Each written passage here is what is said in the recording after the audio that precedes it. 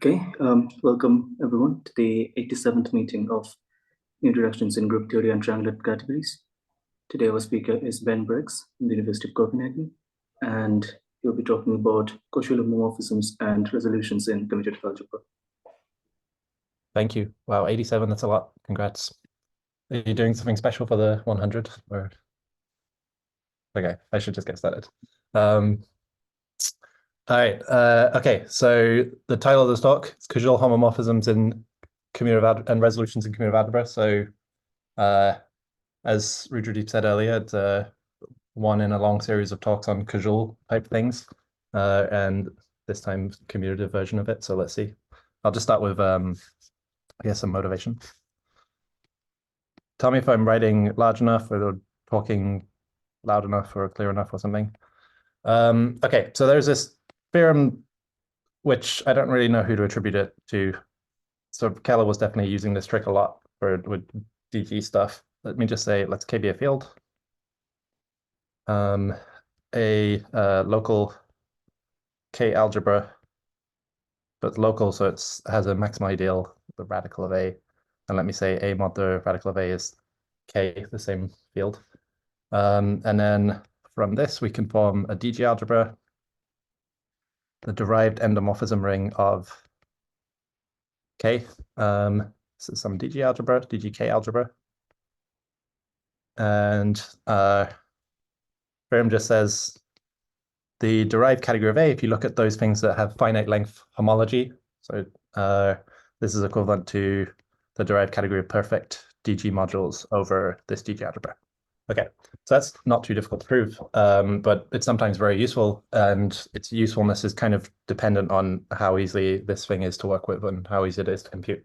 And one thing that Koszul duality does is tells you all about this thing. So for that, we need a definition. This would be pretty probably, but you could also put various other people here. People in commutative algebra sometimes like to put Froberg's name here because he was also working with this at around the same time as Pretty. Let's say A is Koszul if the same A as before, so it's going to be a local K algebra with residue field K. If it admits some grading, such that it's positively graded with the degree 0 part being the field, and there is a linear resolution.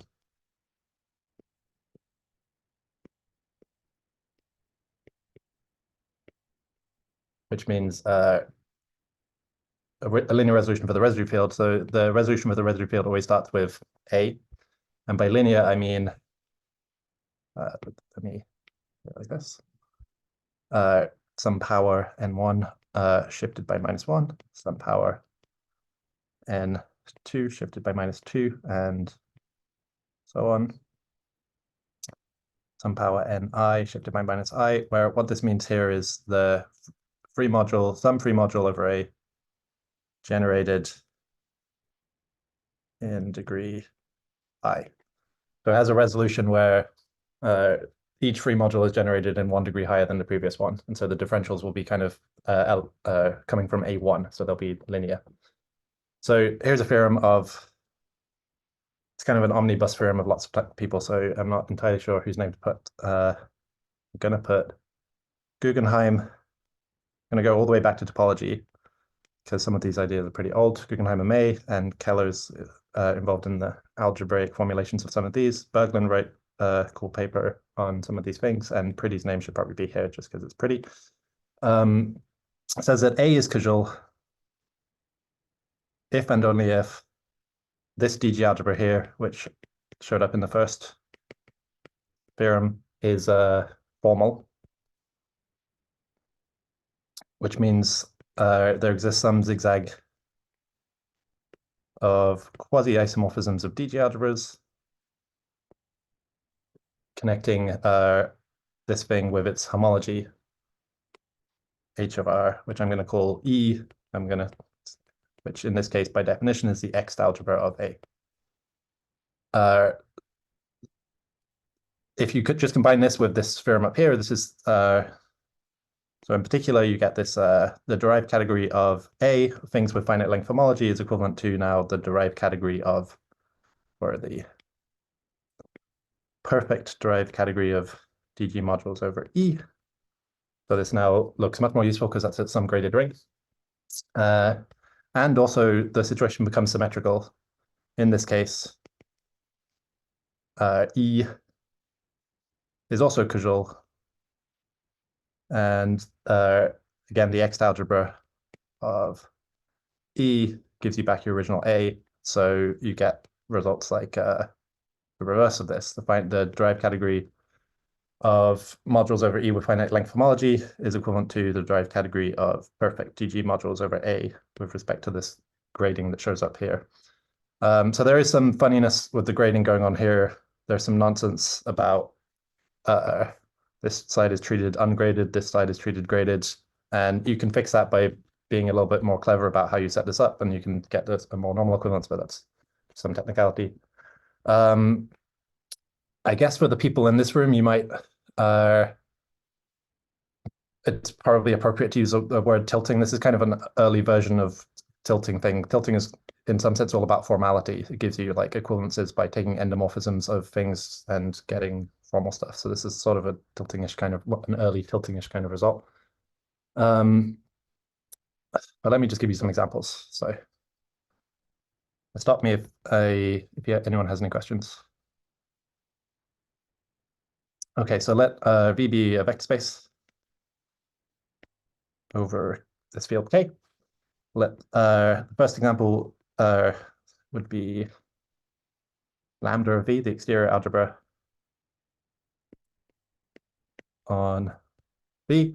This is Koszul, and one can compute the resolution of the residue field in this case and just directly compute that the X algebra in this case is the symmetric algebra on the dual vector space.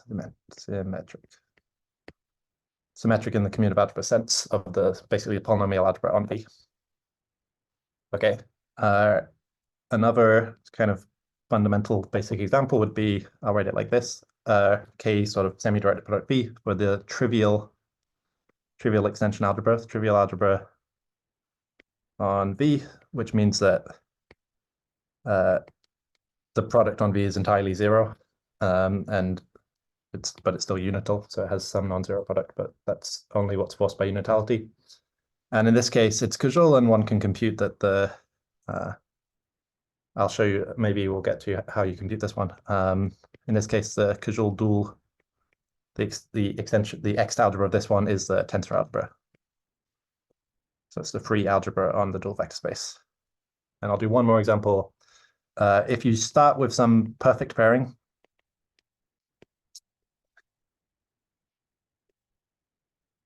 on the vector space V, then you can set A to be the algebra, which is K, direct sum V, direct sum K. So where here is your unit, and here is some, I guess we're going to treat these as generators for the algebras, and here's just another chunk of the algebra. And the product is, I'll just say it's given by the pairing, by which I mean, if you take two things in here and want to multiply them, you pair them, and then the answer is in here. And if you take anything in here and multiply it by anything else except the unit, you get 0. So this is what I would call a short Gorenstein algebra, but these things come up in various places and have various different names. It's kind of by construction a Poincare duality algebra, and the pairing is giving you Poincare duality on this thing, and we'll maybe see an example of where this comes up pretty soon. This is Koszul, and in this case, the Koszul dual thing is similar to the above. You know, it's quite similar to this, it's just a little bit larger, so it's not surprising that the answer you get is quite similar, but just a little bit smaller. It is a non-commutative hypersurface. So non-commutative hypersurface, where Q is the sort of quadratic form corresponding to this pairing. Okay. Right, so hopefully these examples will all come back later in the talk if we have time. So the goal of this talk really is start with some local ring, our let's say a commutative Noetherian local ring, which we want to think of as the ring of functions on some kind of singularity. And we want to understand the derived category of R. And for this, one sort of fundamental way to do this is try to understand resolutions. Resolutions over R, which could mean any kind of resolutions, but for this talk, it's going to be projective resolutions. And the key thing to keep in mind is that these resolutions are usually infinite if R is singular. So there is this beautiful theorem of Auslander Bookman that says that if all of your projective resolutions of say finitely generated modules are finite, then your ring is a regular ring. So it's the ring of functions on some smooth space.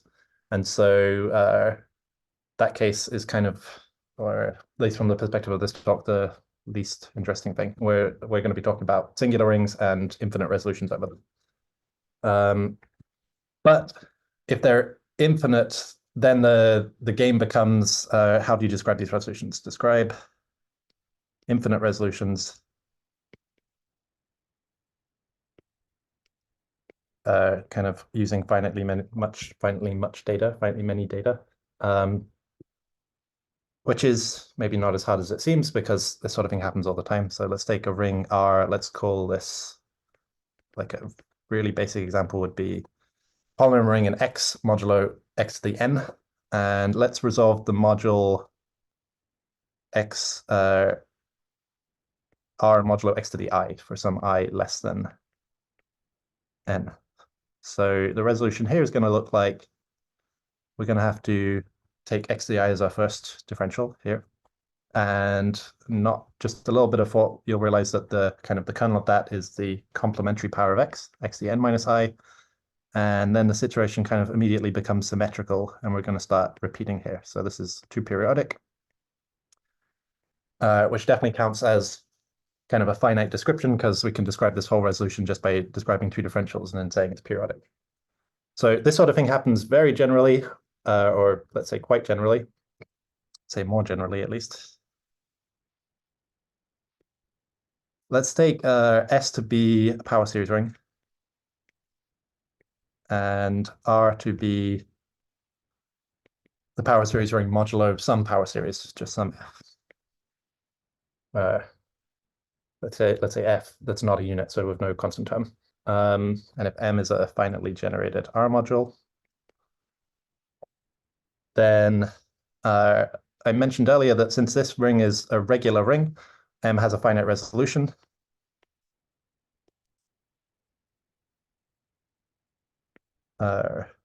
Let's call it F over S. So this is kind of the Hilbert-Syzygy theorem that says that modules over power series rings or polynomial rings always have finite resolutions. So that part, from a computational perspective, we can just say that's doable. And let's set, with this data, let's just set C to be this polynomial ring this power series ring S adjoined a new variable Y of degree 2. So this is now a graded thing that goes up in degrees forever. And there's a result of Shamash that says one can equip C tensor F tensor R with a differential such that we get a resolution that's R tensor C tensor F is a resolution, say a free resolution over R. Okay, so let me just unravel this a little bit. Let me just draw a picture of this. So F is some finite free resolution, so it goes up to some degree N, say. I think n is already taken, but it doesn't matter too much. And then this, I'm going to draw this as a double complex. It's not really a double complex, but it's okay. We go up in this degree here, fn, whoops, times y, fn times y squared, and so on. So this, if you draw this as a kind of grid, this tensor product looks like this. And what Shamash does is puts a resolution on it. So it has differentials going down like this, and there are actually sort of other components to the differential. So you can go like maybe this, I think, and stuff like this. But at least in a controlled, understandable way. It's an explicit formula for this differential here. And the key thing to look at this picture is to realize that if you take this picture and truncate it above here, then it becomes periodic. There's some stuff here where it seems to be getting bigger and bigger.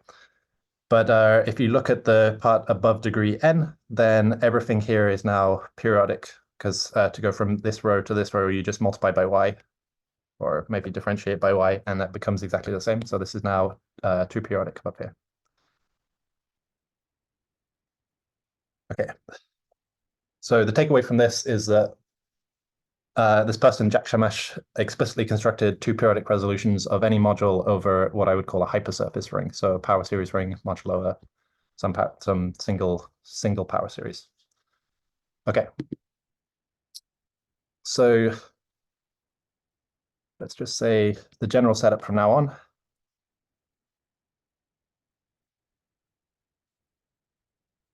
is we're going to take some ring S and some ring R and some homomorphism of local rings.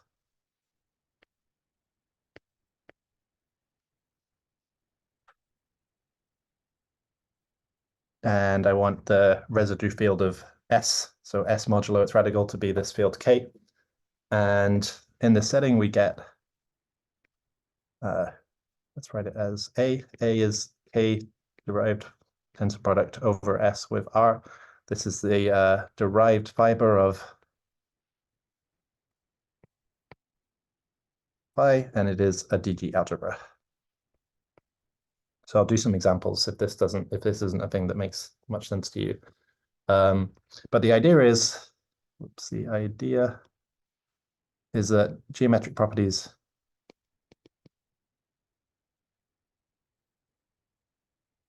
of phi are reflected in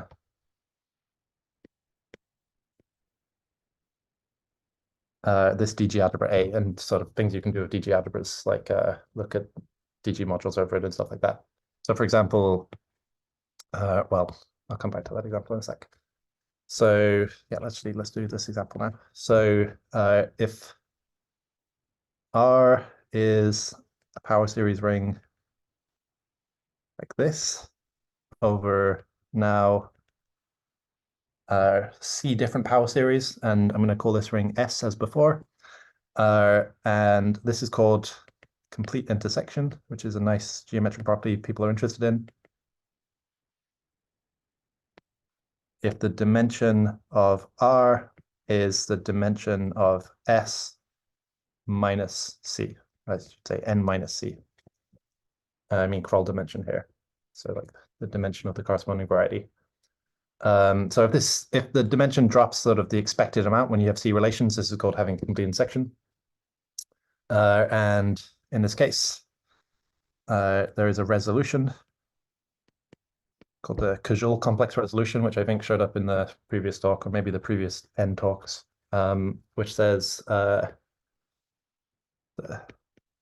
Koszul complex over S on F1 to Fc, which is the exterior algebra on a free module of rank C with some differential. So let's write this S to the C, wedge 2 S to the C, and so on, wedge 3 S to the C.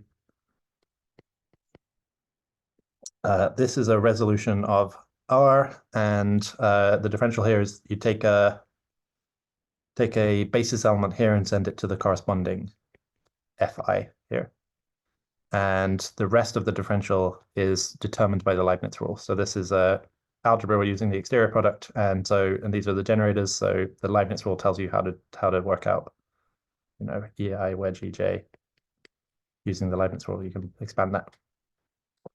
So this thing is a DG algebra, and it is a resolution of R, and you can compute A from it by taking this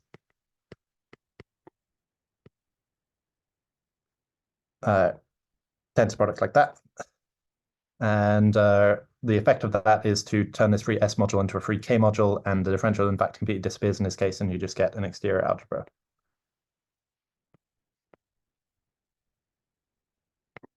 Okay. So in this case, this derived fibre DG algebra turns out just to be an exterior algebra. It is just a G algebra. There's no differential on it. And I think one thing to pay attention to here is, I guess we could look at the case C equals 1, which is the case we just looked at above here. Then we would have an exterior algebra on one generator. And the thing to keep in mind is that this sort of polynomial ring, which showed up here, is mysteriously Koszul dual to this exterior algebra, which showed up here. And that idea will show up in a second, and we'll explain what's going on with that. Okay. So, okay, in commutative algebra, Koszul things show up a lot. They're very useful. But the point of this paper, which I'm talking about today, is to kind of set up a relative version of Koszul duality, which is why I have a homomorphism rather than just a ring or a K algebra. And I want to remind you of this characterization of Koszulity that we saw earlier. So, remark. There's this sort of philosophy which says that being Koszul is sort of the same as being formal plus being coformal. This is a sort of mysterious equation, which seems kind of cool, but actually is also meaningful. So the way to interpret this is, okay, so formal, you start with an algebra. Every algebra is formal sort of by definition. It has no differential on it, so it's formal. So this is kind of silly, but it's nice to make the situation symmetrical. So if you started with something that was a DG algebra, then you should impose formality on it and say, okay, it should really be an algebra anyway. And the coformality is so that you replace A with its Koszul dual object. That's what the co is, to go to the Koszul dual side. And then you ask for that thing to be formal. So if Koszul is the same as saying that the thing you started with is formal and its Koszul dual thing is formal as well.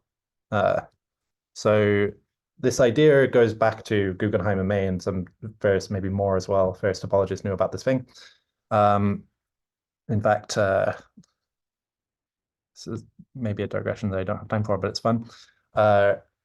Moore and various other topologists kind of noticed that the situation in topology of taking a space X, say a simply connected space, and looking at the DG algebra of cochains on it, let's call that A, and this is kind of Koszul dual before Koszul duality existed. There's some kind of duality between this algebra and the algebra of cochains, or the algebra of chains on the loop space of X. So you can set it up so that this is also a DG algebra, and this sort of deserves to be called the Koszul dual thing, so I'll call it E. And kind of based on these two ideas, there's a paper of Alexander Berglund, who defined X is a Koszul space if it's simply connected. That's a technical condition that usually shows up, and we should probably also be here. And X is formal. So formal means this DG algebra A is formal of chains on X, plus also coformal. And coformal means that this DG algebra E here of chains on the loops of X is formal. So as an example of that, if X is a highly connected manifold,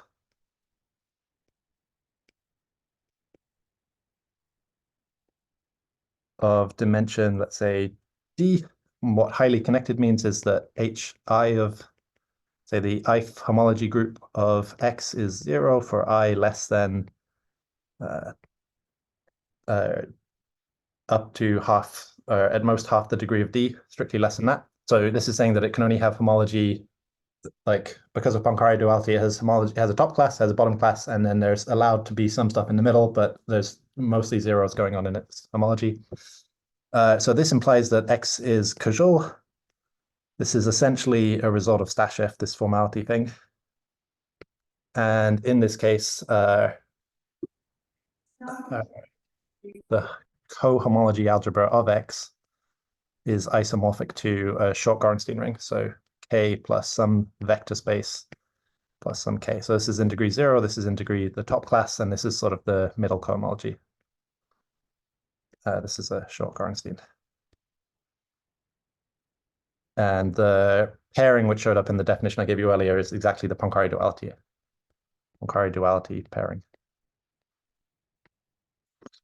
Okay, so this is a nice example of a Koszul ring which shows up in topology and which, you know, people like Berglund have studied from the perspective of Koszul duality.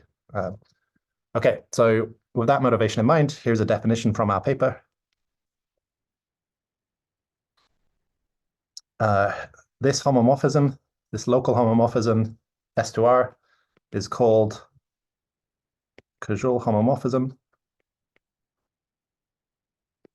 if it is formal and coformal. So, or sorry, if this DG algebra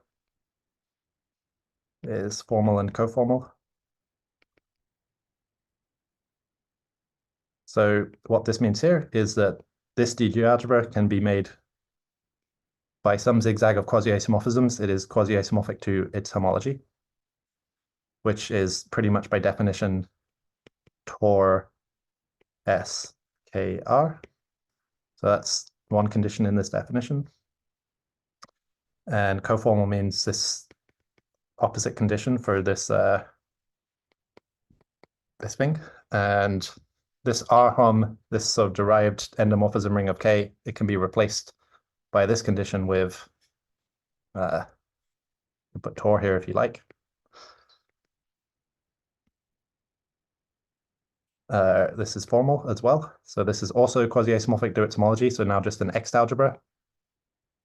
And this thing here is equivalent by the first theorem, or maybe the second theorem that I wrote down. This is just the same as saying that this algebra here that we get is a Koszul algebra.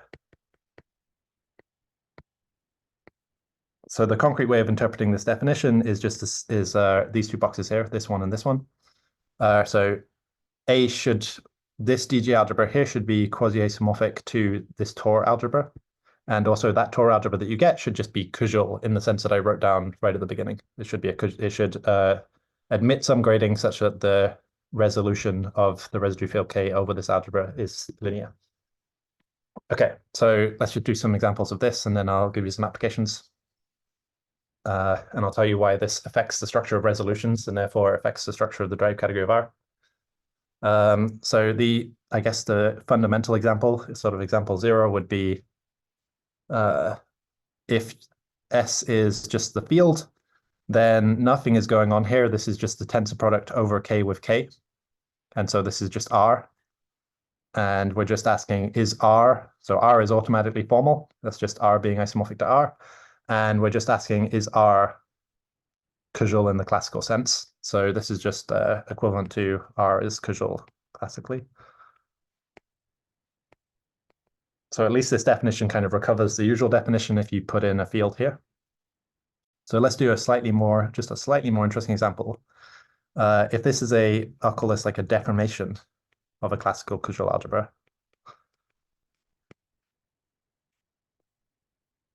Which means it's a flat homomorphism plus the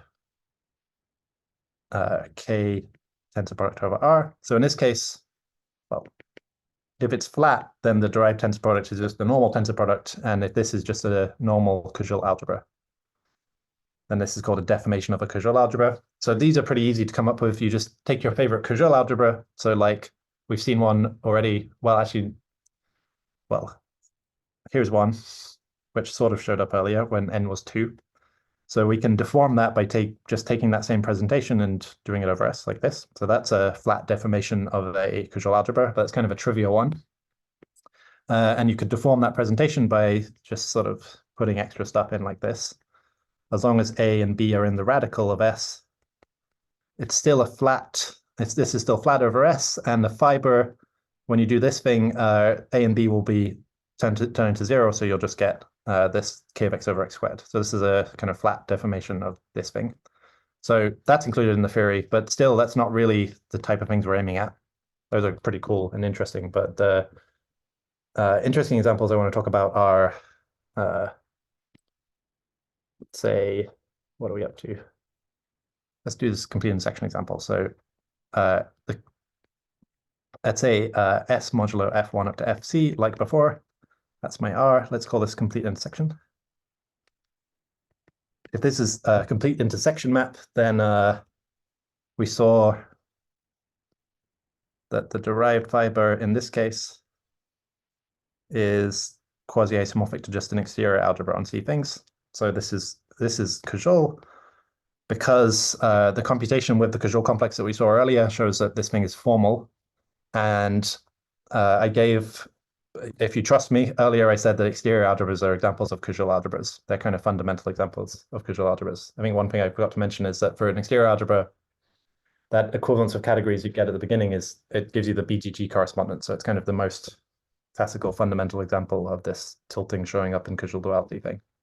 Anyway, so for this one, for complete intersections, we kind of, we see that again. We see the exterior algebra showing up as this derived fiber, and that is Koszul. So it satisfies both these things, so it is a Koszul thing.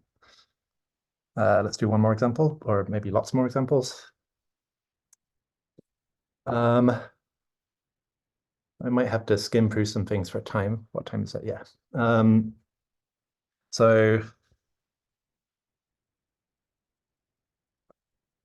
how much time do I have? I think I have lots of time, actually. So let's say if, again, we're in this case looking at a power series ring.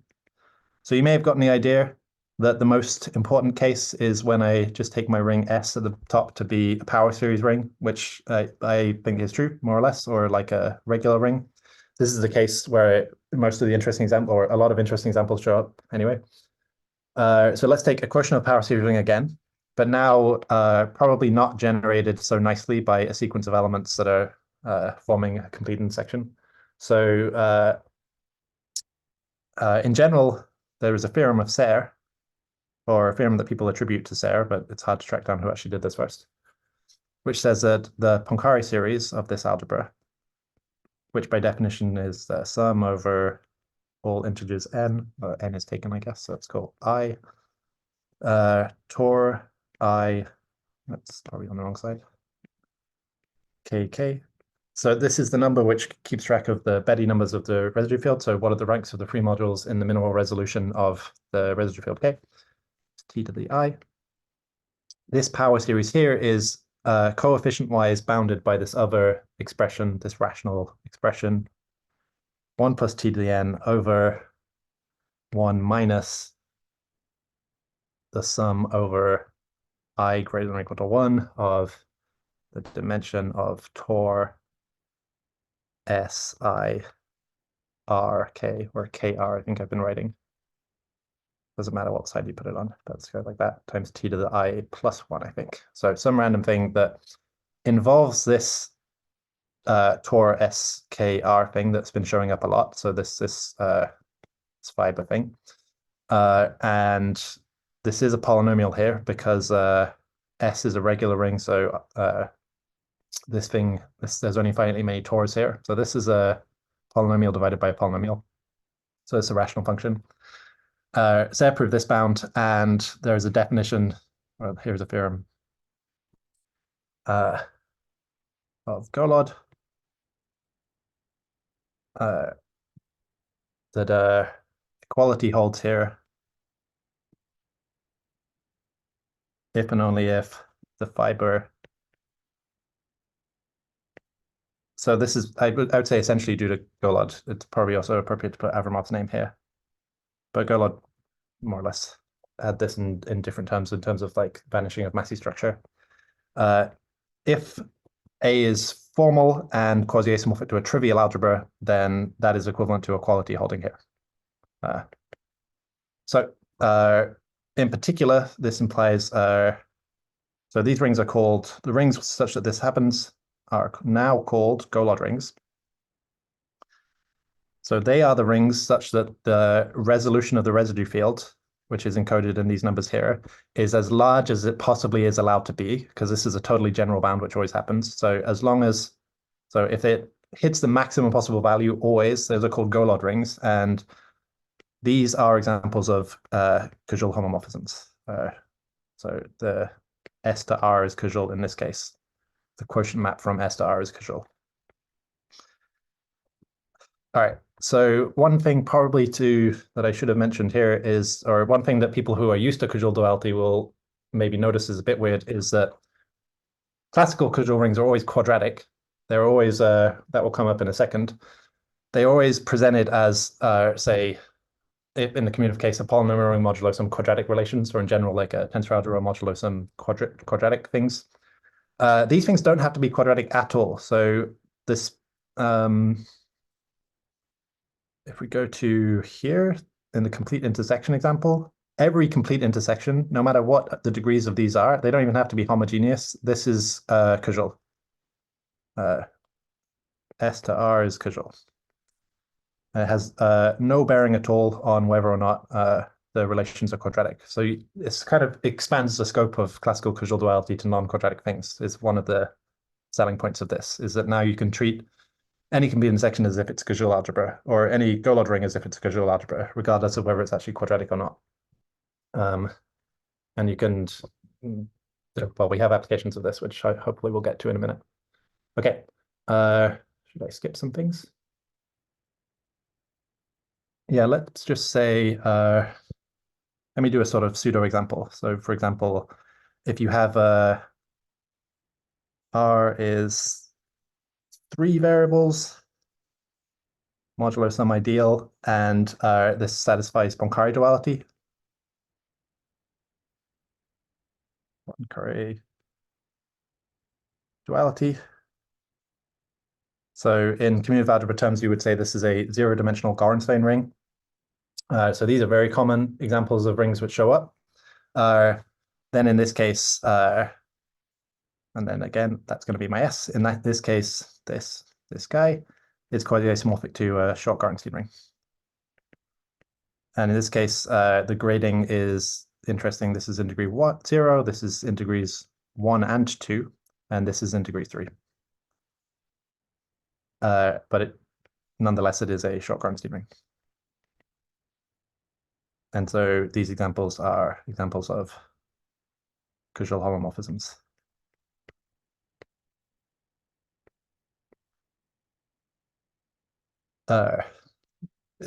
This is an especially nice example because you can be super explicit about this computation. There's a theorem of Eisenbud and Buchbaum which tells you how to write down the minimal resolution of R over S as a DG algebra and then tensor root of K and compute directly what this is, just super explicitly. And you will find, using that theorem, you will compute this and you will find that you have a Koszul homomorphism. And it's one of these nice short Gorenstein rings that has Poincare duality on the level of homology showing up. Okay. So let's write down one of the theorems from the paper. So B-clip, this is us, the authors I mentioned at the beginning. So with James, Yanina, and Josh. If let's take S as usual to be our series ring, and let's assume R is S mod I. And let's suppose this is Koszul. And take A to be the derived fibre, like this. But now since A is formal by assumption, I'm just going to say, all right, it's basically Tor. In this case, there is a formula for this Poincare series. The Poincare series of R is given by 1 plus t to the n over the sum over I and j of minus 1 to the j aij t to the I plus j, where aij is the dimension, the k dimension of take the positive stuff in A, to the power j modulo the positive stuff in A to the power j plus 1. So what I'm doing is just filtering the maximum ideal of this by powers, and then just taking the sort of subquotients and looking at how they grow. And take that in degree I, because this is still a homologically graded thing, so it still has another grading. All right, so that's what Aij is. There are only finitely many of these in total. So, and if you were to add all of them up, then you would get the dimension of A. And so this is a total finite thing, because this is a finite dimensional algebra. So in particular, that says this thing here is a polynomial. So this is a polynomial over a polynomial. So this is a rational function. And you have a pretty explicit formula for what the Poincare series of this thing is. And I'll leave it as an exercise to recover this case. So the Golod case is when you have this formula, which looks slightly different, but is actually a special case of this formula. That's a special case when the positive stuff in it squared is 0. So if you just make that assumption, you will see that this formula here becomes this Serre formula here. There is a huge story in commutative algebra about a huge old story. There's a conjecture of Kaplansky and Serre, which says that these Poincare series associated to local rings maybe would always be rational, and it turns out they're not always rational. Annick found a counterexample in the 80s or 90s that said that there are local rings are such that this series you get is an irrational function, so not a quotient of two polynomials. But if R is Koszul, or the target of some Koszul homomorphisms, I would say this is R is Koszul over S in some sense, or relative to S. In this case, it always has a rational Poincare series. So these are especially nice examples of rings, but surprisingly general. I've tried to give lots of examples, but it's the nice thing about this is that they show up everywhere. They don't need to be quadratic, and it's really surprising how common the examples are. You can get examples. We would maybe a bit surprised at how easy it was to come up with lots of interesting examples, and they're in some sense they're actually generic. You can most examples of rings satisfy this in some sense. Okay. All right, so let me return to this question of resolutions, because that was supposed to be the main example. The main application was that, okay, in this setting that you have a ring that is Koszul over some other ring like this, you're supposed to be able to construct resolutions over that ring. All right, and I'll do some examples of that and hopefully get a flavor for why these things are nice. So here's a theorem of pretty.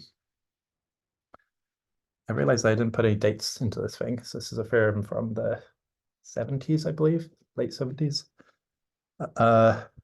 If how general is R in this theorem? Right. This theorem here, this is any, this is just any quotient of a power series ring. So plus the assumption that this, I guess the main assumption is this. There's no assumption except that this is a homomorphism of local rings. And any quotient of this local ring will automatically be some commutative Noetherian local ring. So just take any ideal in here, probably not the unit ideal, and assume that it's this homomorphism is Koszul. So this is the only restriction to them. Okay. So in particular, this theorem here applies to all of the examples I gave, like this one and this one. It applies to everything. All right. Okay, so here's a theorem of pretty, which says that if A is just a classical Koszul algebra, classically Koszul K algebra. So returning to the classical setting, it's just a K algebra. It admits some grading such that the residue field has a linear resolution. Then A can be written like this: the tensor algebra on some vector space V.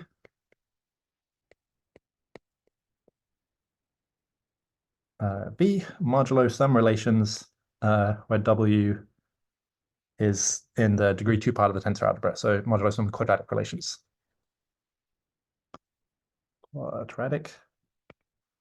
And then you can easily describe what the Koszul dual E is. The Koszul dual, or this X algebra, well, X A K, it can be described as the tensor algebra on the dual vector space modulo the perpendicular relations. So what I mean by that is those relations which are, let's write it like this.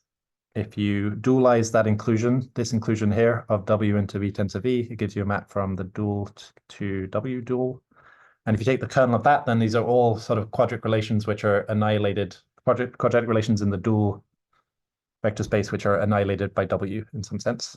So those are the perpendicular relations, and the Koszul dual is always described like this. So it's pretty explicitly by this is called the quadratic dual thing. And moreover, what Pretty did in this situation, for any, let's say, any module, any A module M, there exists an explicit differential making the following thing into a free resolution. So you take the dual of this E, you take your M, and you take your A, you tensor them all together, and you put a differential on this. There's a really simple, really nice formula for what this differential is in terms of the action of A and the action of E on this thing. And this is a resolution of M. So this is a free resolution. Okay. So the thing to maybe, I mean, I'll let you play with this if you haven't seen this before. It's really one thing to maybe do with this is to use it to compute X, A, M, K, and you'll find that you're getting some complex that looks like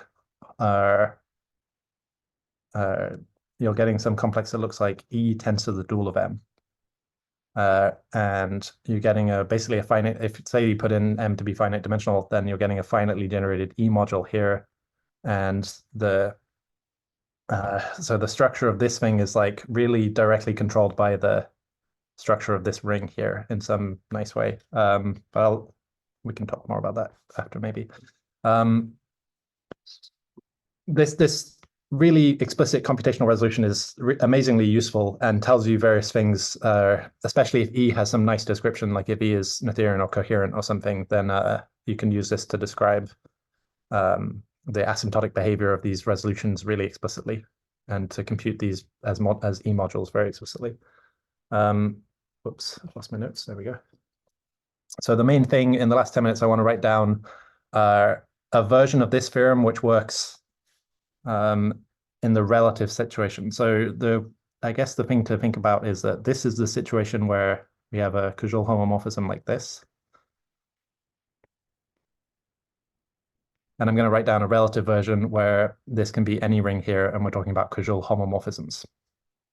Okay, so here's a theorem from this paper. It says, let phi from S to R be a Koszul, or actually there's some technicality here, which I'll say a few words about, be a strictly Koszul homomorphism.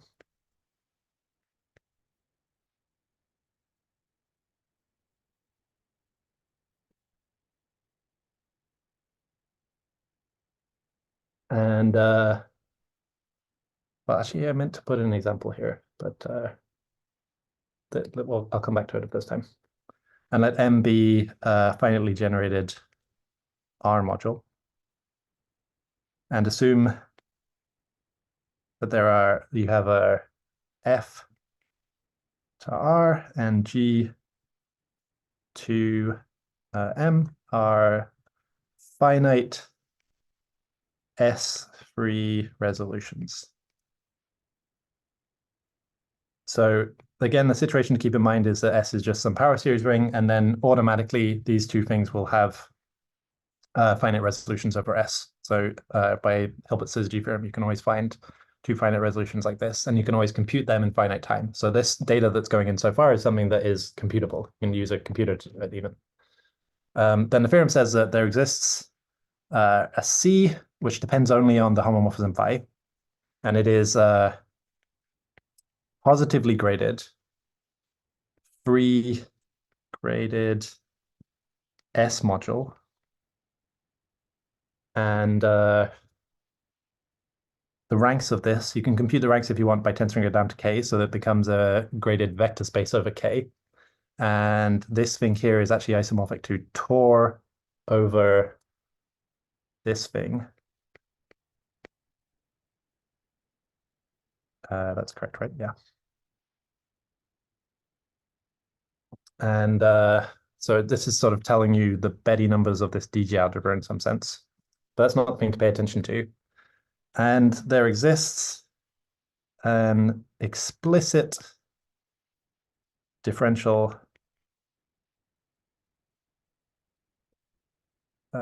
such that the following thing, so R tensor over S, tensor over C, tensor over S with F. So this is just changing coefficients from S to R. This thing is the C, which is kind of governing the structure of all these resolutions. And this F is just some finite thing. So it's not impacting the asymptotic structure of this thing very much. It's just finite. And there's some differential here, which we called like a twisted differential. So there's a tau there for twist, such that this is a R-free resolution. Okay. Should F be G? Or... F should be G. Thank you. All right. Okay, so let me just write some notes about what this is, and then I'll give you some examples of why this is useful in the last few minutes. So this twisted differential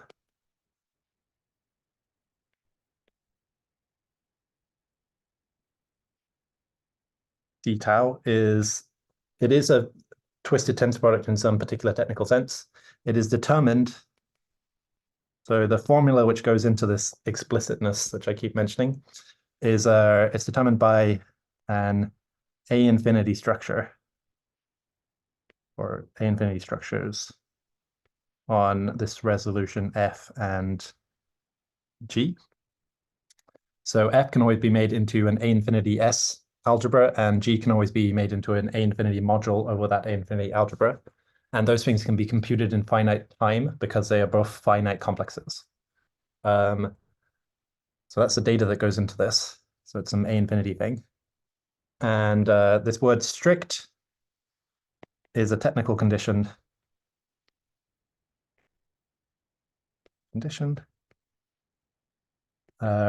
About compatibility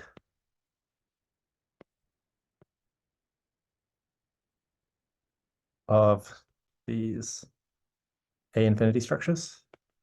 It's a condition which is annoying to have there because you would like to just say Koszul, but it is satisfied in all the above examples, so it doesn't matter too much. Satisfied in more or less all the examples we can come up with. Satisfied in all above examples. And maybe one day we'll show that it's not really needed, but anyway. So hopefully that's not something to worry about too much.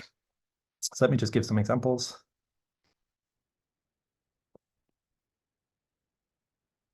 So let's again take S to be like this, and R to be, let's say S mod I is Golod. So in that case, I'm going to take C to be the direct sum over this F, this resolution of R, just truncated above 0, then shift that up in degree by 1, and then take all tensor powers of that. So this should, if you're seeing a lot of explicit free resolutions, this should look like a bar resolution kind of thing, because I'm taking all powers of a certain thing. So let me sneak back up. This is going to be annoying if anyone is taking notes. But an example of the pretty resolution, just in this classical setting, is the bar resolution. Is the case when A is a trivial algebra. So that's an example of a Koszul algebra that we could fit into this classical thing. And M, in that case, E is the tensor algebra on the dual vector space. And so this resolution is going to be, I guess, the tensor coalgebra on V, tensor A, and this is the bar resolution of M. And in this case, it's actually minimal because, well, you can check. So in this case, we get a sort of version of the bar resolution. Get this A infinity bar resolution. A infinity version of the bar resolution. The thing about this, I should maybe put this. This is a super old construction. This is the bar resolution of Allenberg and MacLean. The A infinity version of the bar construction in commutative algebra, when you're trying to do a bar resolution over S, the bar resolution only really works over a field. It's quite important for some of the things for it to work, to be working over a field. And here we're working over a power series ring, which really screws up the constructions a lot. But there's some work of Iyengar and Burke that constructs a resolution of this form, of all tensor powers of this resolution. I should say Iyengar and Burke separately. Iyengar did a special case and Burke did a more general case, where it looks like G tensor R, like this. So I would write this as, I guess, BF. So this would be the bar construction of F. Okay, so that's one example. That's one sort of thing it recovers, this theory of bar resolutions. And then to really quickly finish off, let's say, again, let's take a power series ring. And let's take R to be S modulo F1 up to F. C, in this case, this C is, earlier I kind of lied and called it a polynomial ring, which is true up to isomorphism, but I'm going to be a bit more precise this time and call this a divided power algebra, which is more or less a, whoops.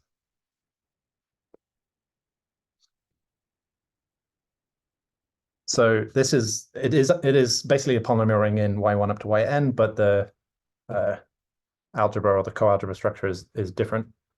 And with this, you get something called the Shamash-Eisenbud resolution, which would be like, well, it is G here and R here, some resolution of M like this. So this is a generalization of Shamash's construction, which I showed you before. So the case C equals 1 is this Shamash resolution, which is the two periodic example. So these two periodic resolutions, which show up when you have a hypersurface ring, so just a quotient of a power series ring by one power series. Over such rings, you always get periodic resolutions, and Shamash showed how you can explicitly construct them. And Eisenbud generalizes to anything. And our construction does recover this in the case that you put in a commutative section map, because those are examples of Koszul homomorphisms. And I'll just finish by saying, okay, we get some, these are classical and very useful resolutions which are used in commutative algebra a lot, but we get some new examples like the ones that show up for projected dimension-free Gorenstein ideals, or these Poincare duality algebras I mentioned. Okay. So just to summarize, there is this class of Koszul homomorphisms, which I think are really interesting and generalizing Koszul rings in an interesting way, in particular to non-quadratic stuff. And they are very common and nice to work with. And over them, one can construct resolutions in sort of nice functorial universal ways, in a way that recovers some classical constructions. So, thank you. Thank you, Ben. Sure. Can we unmute ourselves and thank the speaker now? For clapping graciously and generously. Okay, any questions for the speaker? I got one. Hey, Hello. I might know you later as well. Okay. So a lot of your examples looked intrinsically graded. Does that play a role? Yeah, so this is interesting. So I gave a slightly non-standard definition of what it means for an algebra to be Koszul, which is that it emits a grading. I don't know where, right at the beginning. Yeah. If it admits a grading. So I'm not considering the grading part of the data. So Okay. the grading, and it also is true if you look at this, that the grading magically appears out of nowhere. So if you look at, say, this one, if you take any Koszul ring, not necessarily a graded ring, then and if you assume this thing is formal, that's not a thing that depends on the grading of A. Yeah. That's equivalent to being Koszul. And then it implies that if you go through and you compute this double X algebra, you get A. And now this thing does have a grading. So there is a natural grading on it anyway.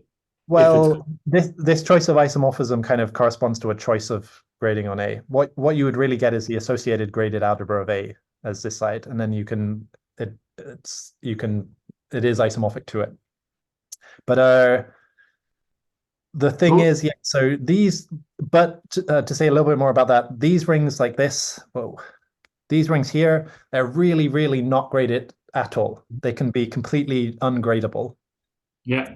Because the grading is showing up on the derived fibre. You take, which is basically the Tor algebra of this thing. And then that thing turns out admits a grading, So here, for example, it's a nice example. These cohomology of these highly connected manifolds, they're graded by the normal cohomological thing. But if you want to consider this as a Koszul algebra, the Koszul grading is when you put this in degree 1, 0, 1, and 2. So you regrade it to make it a Koszul algebra in the pretty sense. I don't know. So the grading is a bit mysterious, but it increases the scope of examples because you don't actually need to consider graded rings at all.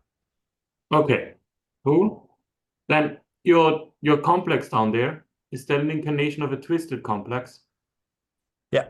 So the complex we construct is a version of a twisted tensor product, but it's like an A infinity twisted tensor product. I might annoy you with that. Is that an incarnation of a twisted complex used as an enhancement of an A infinity? Oh, no. So yeah, it's not quite the same thing as a twisted complex in that sense. Those are like versions of perfect complexes. This is I think this is a different construction to that. But and I might have a few ideas about the strictness, but I will really annoy you in person. Yeah, sure. Okay, thanks for coming. Thank you, Felix. Any other questions?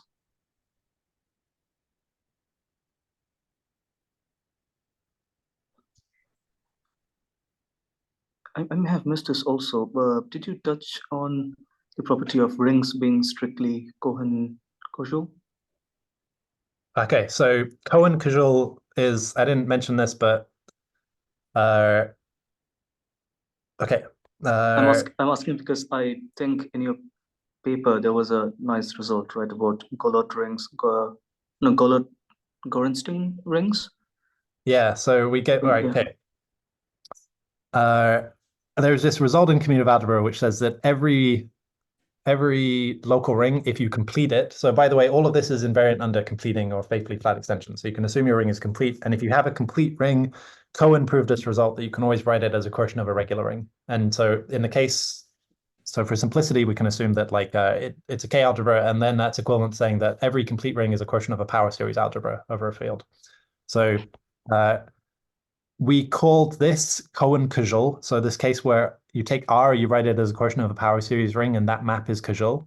We called that R is Cohen-Koszul in that case. And one of the ideas of the paper is just that like Cohen-Koszul rings are really common and really nice homologically. So this is a theorem about Cohen-Koszul local rings. And so Cohen-Koszul rings have rational Poincare series, and this, for example, recovers the Golod situation. And these examples here are in the paper we call these almost Golod-Gorenstein rings, which is not a very nice name, but this fits into a much larger class of examples called almost Golod-Gorenstein rings, which are in fact generic among Gorenstein rings. This is a result due to Sega and some other people that I should remember. So some other authors prove that there's this class of rings, almost Golod-Gorenstein rings, are generic, and they are the rings where the derived fibre is a short Gorenstein ring. And those, yeah, so those are another nice class of examples, which we studied a lot, in fact, and they fit into this theory. I didn't really, I mean, yeah, I couldn't really like ask a question there. Like I saw that this was in the paper, and I just wanted to, you wanted to confirm if you mentioned it in some form today. Yeah. Okay, any other questions?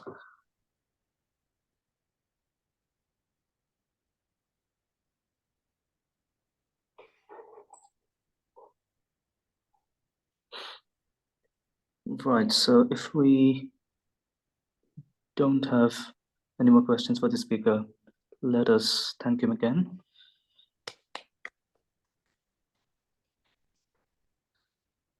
Okay, yeah, Oh, James thank was here. you.